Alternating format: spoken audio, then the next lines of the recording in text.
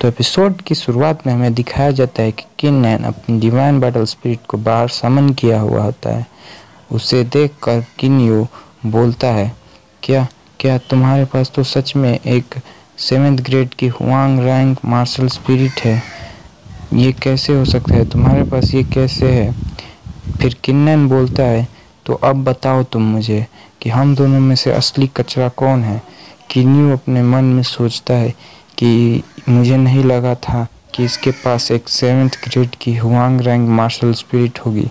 मैं तो इसका अपोनेंट शुरुआत से ही नहीं था। मुझे अब डर लग रहा है कि कहीं मैं भी किंजाओ की तरफ मारा ना जाऊं। फिर किन्यू सोचता है कि मुझे यहाँ से भागना होगा।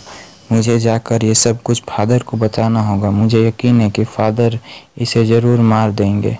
फिर वो वहाँ से भागने लगता है, जिसे देखकर किन्नैन कहता है, क्या तुम भागने की ट्राई कर रहे हो? और वो अपनी स्पीड का यूज़ करते हुए जल्दी से उसके पास आ जाता है, जिससे किन्यू डर जाता है और वो अपने पंच में पावर को इकट्ठा करके किन्यू के पेट पे उल्टे हाथ का पंच मारता है, बिल्कुल किसी साउथ फिल्म की तरह, जिससे कि किन्यू दूर जाके उड़ता है और जाकर दूर एक पेड़ से टकराता है। हमें दिखाया जाता है कि वो फोर्स इतना ज़्यादा पावरफुल होता है कि वो पेड़ भी टूट जाता है और एक जंगल में एक जोरदार धमाका होता है। हमें दिखाया जाता है कि किन्यू अपने आप को संभालता है और उठता है और बोलता है कि तुम्हारी हिम्मत कैसे हुई मुझे बुली करने की? किन्नैन बोलता है, तो क्या हो गया? मैं तुम्हें बुली कर रहा हूँ, तुम क्या कर लोगे? ये सुनकर किन्यू बोलता है, क्या तुम्हें सच में लगता है कि मैं तुम्हें हरा नहीं सकता? मैं तुम्हें इसलिए ज़िंदा छोड़ रहा हूँ क्योंकि तुम किन क्लैन के जीनियस हो। अगर मैंने तुम्हें मार दिया तो हमारी किन क्लैन का घाटा हो जाएगा। इसलिए मैं ऐसा सोच के तुम्हारी लाइफ को तुम्हें दे रहा था। तुम मुझे फोर्स मत करो। ये सुनकर किन्नैन बोलता है, अच्छा, मैंने तुम्हारे यंगर ब्रदर को भी मारा है। क्या तुम मुझे हेट नहीं करते? क्या तुम उससे का बदला मुझसे नहीं लोगे? तो किन्यू बोलता है, ऑफ कोर्स मैं तुम्हें हेट नहीं करूँगा। किंजाओ ने तुम्हें मारने की कोशिश की है। तुम तो बस अपना डिफेंस कर रहे थे जिसमें किंजाओ मारा गया। इससे मेरा कोई लेना देना नहीं। किंजाओ के बारे में तुम्हें चिंता करने की कोई ज़रूरत नहीं है।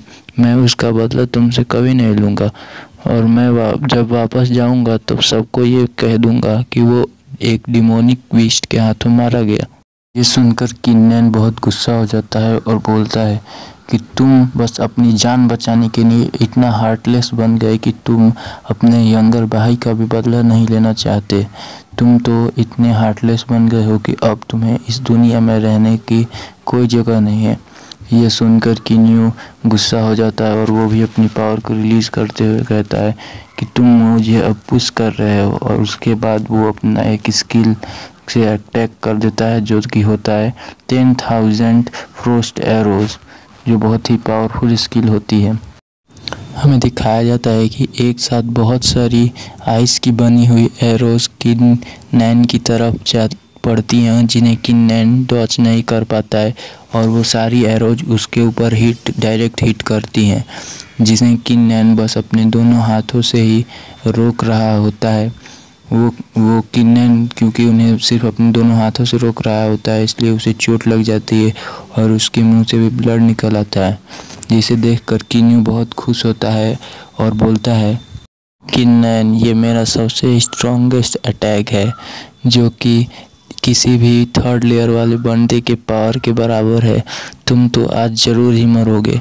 ये कहकर वो अपने 10,000 फ्रोस्ट एरो को फिर से एक्टिवेट करके किन्नैन की तरफ भेज देता है, लेकिन किन्नैन इस बार अपनी डिवाइन बैटल स्पिरिट को बाहर निकालता है और थंडर सैबर आर्ट का यूज करते हुए डिवाइडिंग स्लैश लगाता है।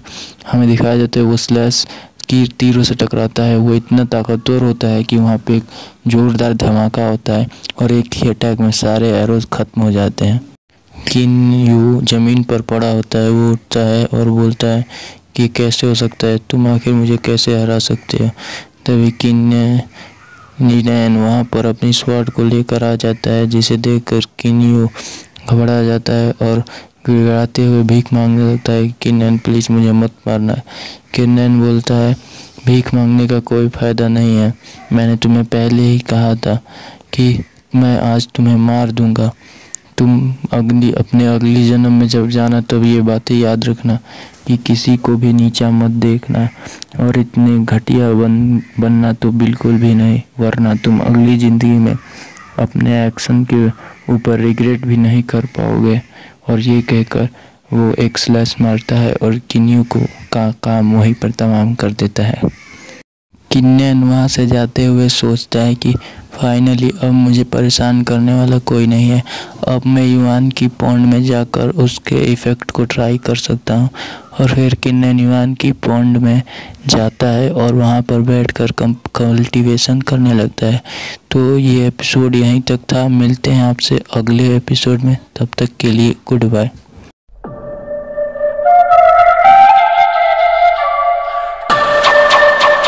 影分身の術